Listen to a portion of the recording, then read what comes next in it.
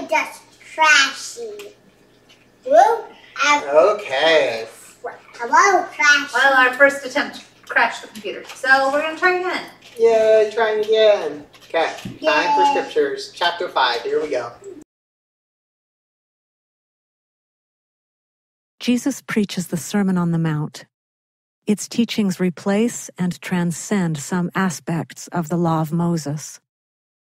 All are commanded to be perfect, like their Father in heaven. And seeing the multitudes, he went up into a mountain, and when he was set, his disciples came unto him. And he opened his mouth and taught them, saying, Blessed are the poor in spirit, for theirs is the kingdom of heaven. Blessed are they that mourn, for they shall be comforted. Blessed are the meek, for they shall inherit the earth. Blessed are they which do hunger and thirst after righteousness, for they shall be filled. Blessed are the merciful, for they shall obtain mercy. Blessed are the pure in heart, for they shall see God. Blessed are the peacemakers, for they shall be called the children of God. Blessed are they which are persecuted for righteousness' sake, for theirs is the kingdom of heaven. Blessed are ye, when men shall revile you and persecute you, and shall say all manner of evil against you falsely, for my sake. Rejoice, and be exceeding glad, for great is your reward in heaven. For so persecuted they the prophets which were before you. Ye are the salt of the earth. But if the salt have lost his savour, wherewith shall it be salted? It is thenceforth good for nothing but to be cast out and to be trodden under foot of men. Ye are the light of the world. A city that is set on an hill cannot be hid. Neither do men light a candle and put it under a bushel, but on a candlestick, and it giveth light unto all that are in the house. Let your light so shine before men, that they may see your good works, and glorify your Father which is in heaven. Think not that I am come to destroy the law or the prophets. I am not come to destroy, but to fulfill. For verily I say unto you, till heaven and earth pass, one jot or one tittle shall in no wise pass from the law, till all be fulfilled. Whosoever therefore shall break one of these least commandments, and shall teach men so, he shall be called the least in the kingdom of heaven. But whosoever shall do and teach them, the same shall be called great in the kingdom of heaven. For I say unto you, that except your righteousness shall exceed the righteousness of the scribes and Pharisees, ye shall in no case enter into the kingdom of heaven. Ye have heard that it was said by them of old time, Thou shalt not kill, and whosoever shall kill shall be in danger of the judgment. But I say unto you, that whosoever is angry with his brother without a cause shall be in danger of the judgment. And whosoever shall say to his brother, Raca, shall be in danger of the council. But whosoever shall say, Thou fool, shall be in danger of hellfire. Therefore, if thou bring thy gift to the altar, and there rememberest that thou... Did you have a question, Danny? No, scripture. So what was your question? Why were you raising your hand? Yeah, what was... Because I was heard that whoever kills is on the bad side. Yeah, it says, them of old time, so this is an old commandment, thou shalt not kill. Is that a good commandment? Yeah. Okay. But then Jesus was saying, whosoever is angry with his brother without a cause should also be in danger of the judgment. What does judgment mean? I remember You when get punished. I remember one time that happened. Like there was a person and they had a gun and they were shooting people. I heard. I'm not sure what you're At talking the mall? The mall? There was somebody that had a gun and he started shooting people. Maybe that was when I was on my trip down in Thousand Oaks. Yeah. Maybe then we were when we went to that first aid class. Oh, yeah. We were talking about shootings. Yeah, it was like there was a guy who shoot and he wished he was sent to what dad gave him. Yeah, down in Thousand Oaks. Yeah, that was down in Thousand Oaks, yeah. Yeah? Do you think that he is in danger of judgment? Yeah. Definitely is. But so what Jesus was saying that they used to say, don't kill. That was a pretty basic law. But now he's like, even more than not killing people, like that's a pretty extreme thing to do, to kill someone. You shouldn't even be angry with your brother without a cause. You should try to love one another and not even get to the point where it's an issue that you might try to kill someone. You should stop yourself well before then. Okay. Okay, Keep going. carry on. Thy brother hath aught against thee, leave there thy gift before the altar, and go thy way. First be reconciled to thy brother, and then come and offer thy gift. Agree with thine adversary quickly, whiles thou art in the way with him, lest at any time the adversary deliver thee to the judge, and the judge deliver thee to the officer, and thou be cast into prison.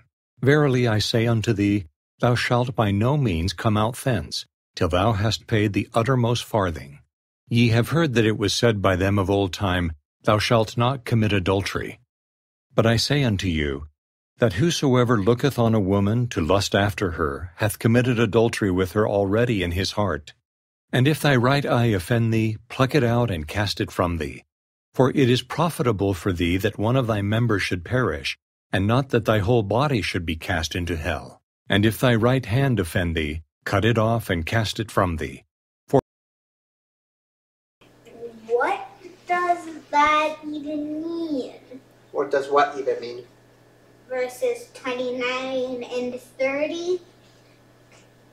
So, if having something a part of your life is such a big temptation that it causes so many problems for you, then you need to remove it from your life, even if it's a sacrifice, right? Right, and he's saying, I mean, these would be like super extreme cases, right? Even if it was your hand.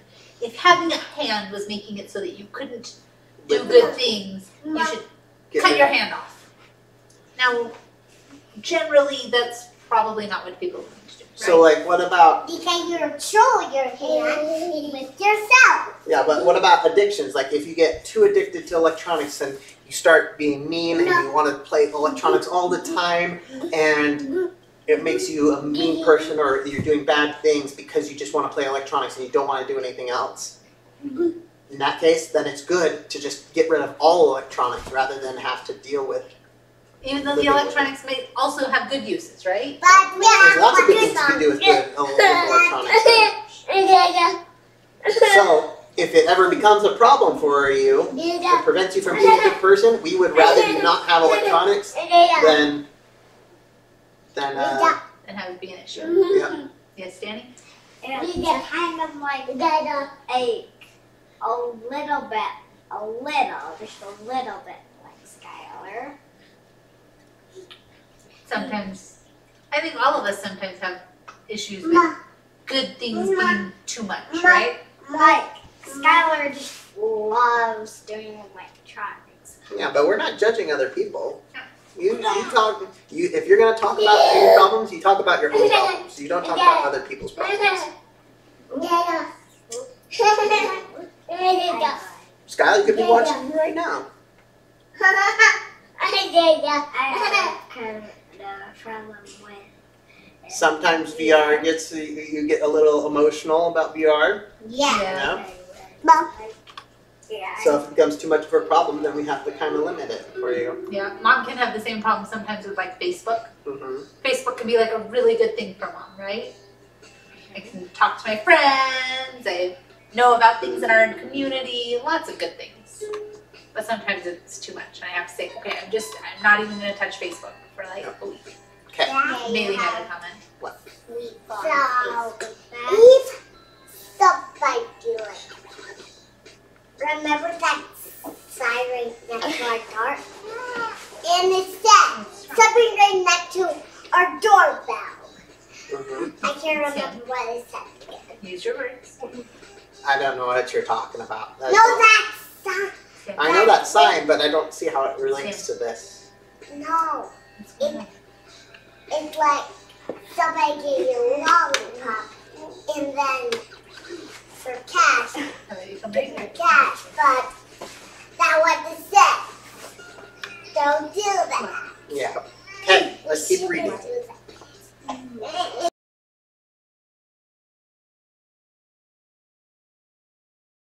For it is profitable for thee that one of thy members should perish, and not that thy whole body should be cast into hell. It hath been said, Whosoever shall put away his wife, let him give her a writing of divorcement. But I say unto you, that whosoever shall put away his wife, saving for the cause of fornication, causeth her to commit adultery. And whosoever shall marry her that is divorced committeth adultery. Again, ye have heard that it hath been said by them of old time, Thou shalt not forswear thyself, but shalt perform unto the Lord thine oaths. But I say unto you, Swear not at all, neither by heaven, for it is God's throne, nor by the earth, for it is his footstool, neither by Jerusalem, for it is the city of the great King. Neither shalt thou swear by thy head, because thou canst not make one hair white or black. But let your communication be, Yea, yea, nay, nay.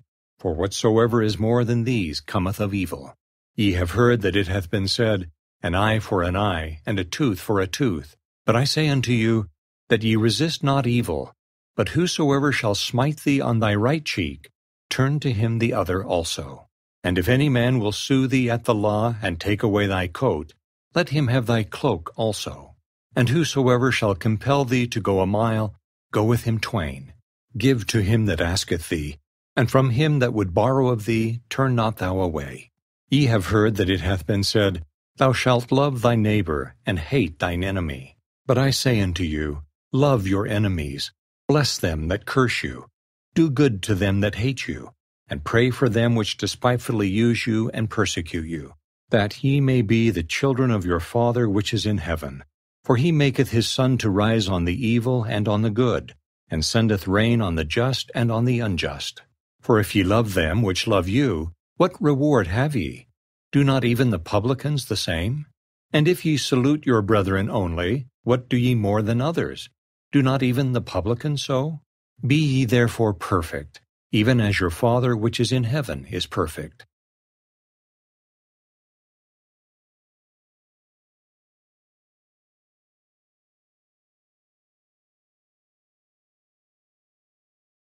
Chapter 6. Jesus heals on the Sabbath. He chooses the 12 apostles. He pronounces blessings upon the obedient and woes upon the wicked. And it came to pass on the second Sabbath after the first, that he went through the cornfields, and his disciples plucked the ears of corn, and did eat, rubbing them in their hands. And certain of the Pharisees said unto them, Why do ye that which is not lawful to do on the Sabbath days? And Jesus answering them said, Have ye not read so much as this? What David did, when himself was an hungered, and they which were with him, how he went into the house of God, and did take and eat the showbread, and gave also to them that were with him, which it is not lawful to eat, but for the priests alone. And he said unto them, That the Son of Man is Lord also of the Sabbath. And it came to pass also on another Sabbath, that he entered into the synagogue and taught. And there was a man whose right hand was withered. It says something about these people eating the corn and it being illegal Yep. on the Sabbath. Yes. What? Not like illegal, like you would be thrown in jail, but like Against the laws of the Sabbath for right. for Jews. Yeah, there was lots of laws in those times. Sometimes they were kind of ridiculous. Well, it was about keeping the Sabbath day holy, right? Should we work on the Sabbath? Mom, look, I made the And so they, in the law of Moses, they got a little bit persnickety about all of the little things, right? You could also say it's overzealous, and or carried away. well, maybe carried away. But if you think about it, not eating corn or not working or taking a limited number of steps on the Sabbath might be a good thing for you to do if it helps you keep the spirit of the Sabbath, right?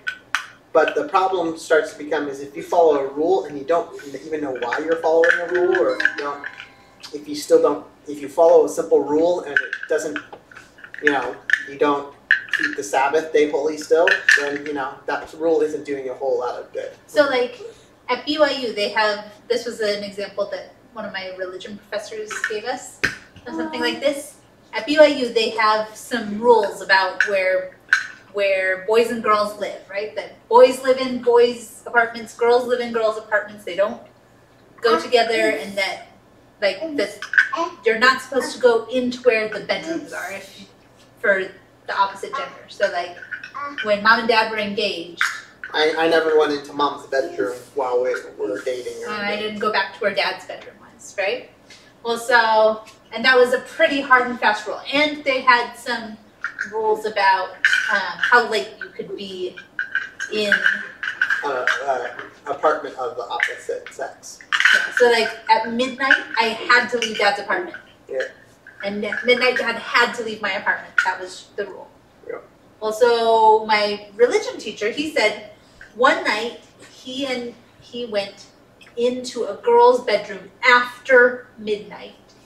Does that seem like that was a problem with the rules? It's a pretty big problem with the rules, right? He went in a girl's bedroom after midnight. That was breaking 2 rules.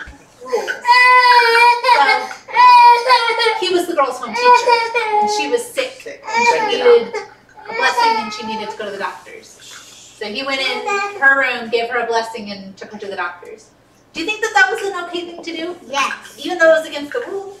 Well, why And was are those- the rule there anyway? Do you think those are good rules, that like boys and girls shouldn't be in each other's rooms? Usually, yeah. I think either probably won't fall asleep and need to sleep.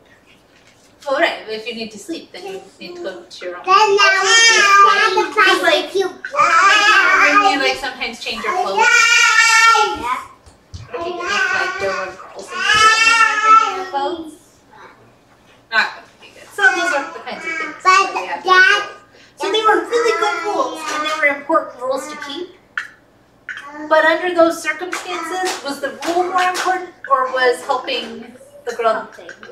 That was more important. So sometimes, and like the same goes with like Nephi, right? In the beginning of the Book of Mormon, he knows. We talked about one of like the most basic laws. What was one of the most basic laws that we've ever had? You don't kill people, right? Is that a pretty basic law? A good law? Did Nephi have to kill someone? Yeah. Who did he have to kill? He had to kill whoever was the king. Not the king. I think their name was Laban. Laban. He had the records, and he wouldn't give them to Nephi and his family, and said, if we didn't have those records, our children would have dwindled in unbelief. They wouldn't have known the gospel because they would have had no scriptures. Well, that and Laban was trying to kill them too. Yeah, that was also And had already robbed them. stolen from them. Stolen from them and was trying to kill them.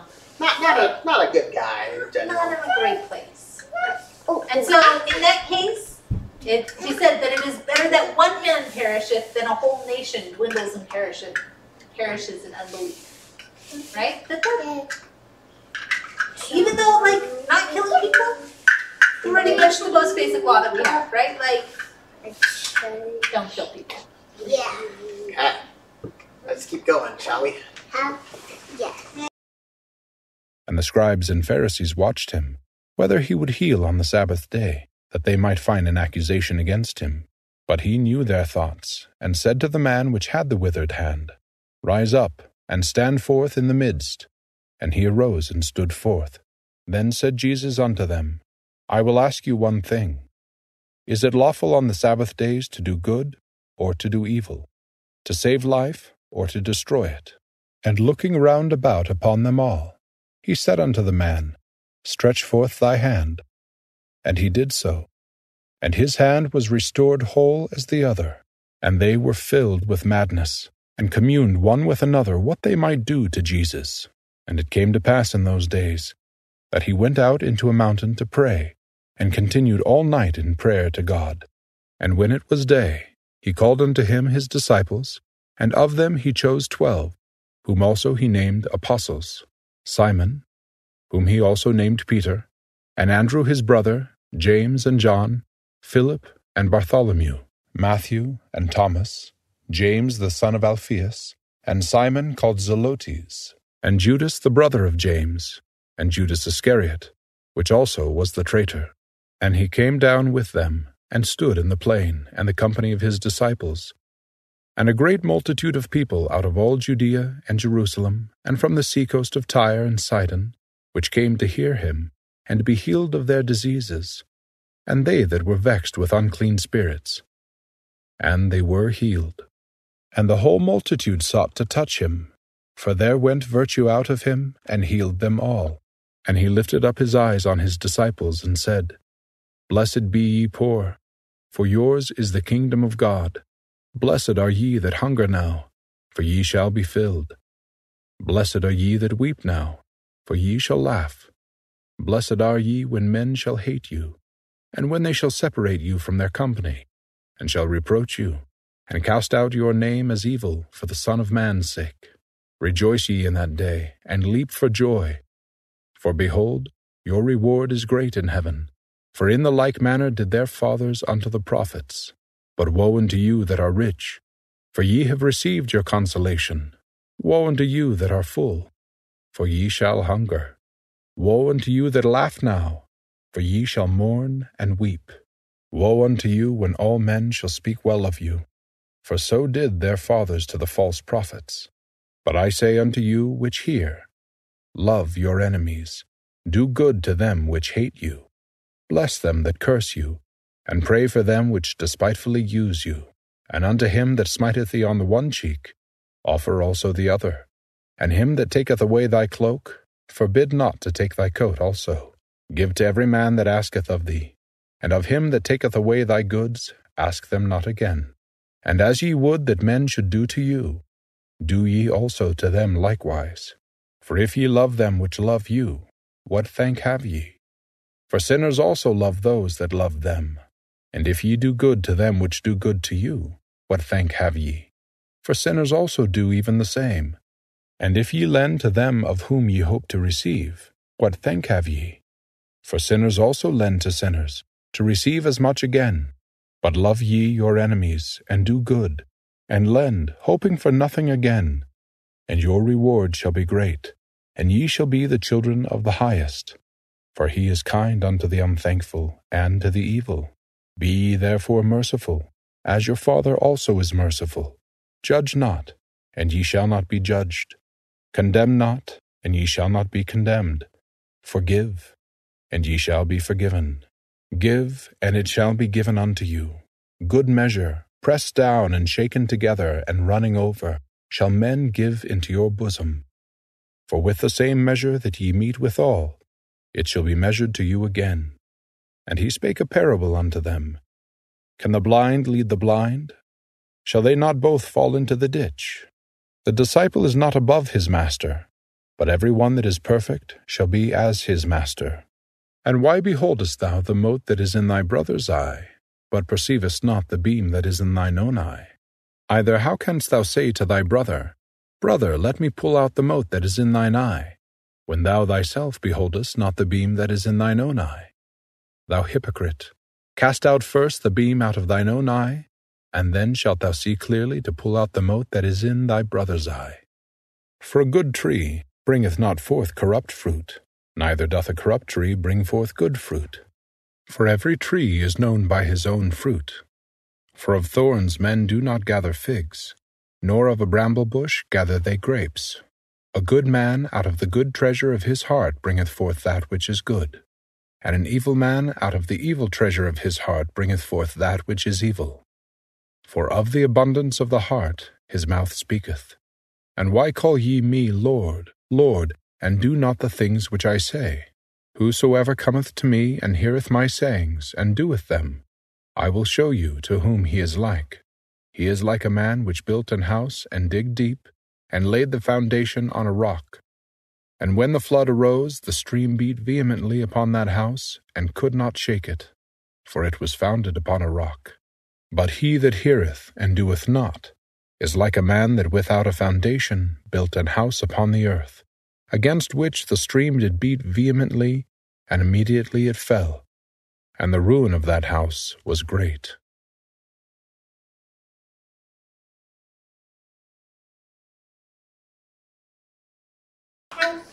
upon a rock. The wise man built his house upon a rock. The wise man built his house upon a rock, and the rains came tumbling down. The rains came down and the floods came up. The rains came down and the floods came up. The rains Came down and the floods came up, and the house on the rock stood still. The foolish man built his house upon the sand. The foolish man built his house upon the sand. The foolish man built his house upon the sand, and the rains came tumbling down. The rains came down and the floods came up. The rains came down and the floods came up. The rains came down and the floods came up, and the house on the sand washed away. Sometimes you have to talk to Yay! Good job, David. I like your noticed dancing. that there was the story of the wise man and the foolish man. That's Yeah. right. Okay, There. I'm in charge of the lesson, but I think we had some good Discussion during the scriptures, so I'm I feel thinking good about that's a good call there. All right. Okay, we'll have, maybe after this we can have Danny do an activity. And then I'll pick a treat. Maybe we get to have Oreos. So let it be written. So let it be done. done. Without milk. I know, I need to go to the store to get us milk. Andy David. Yay, the David! What do you want to play for today? Stop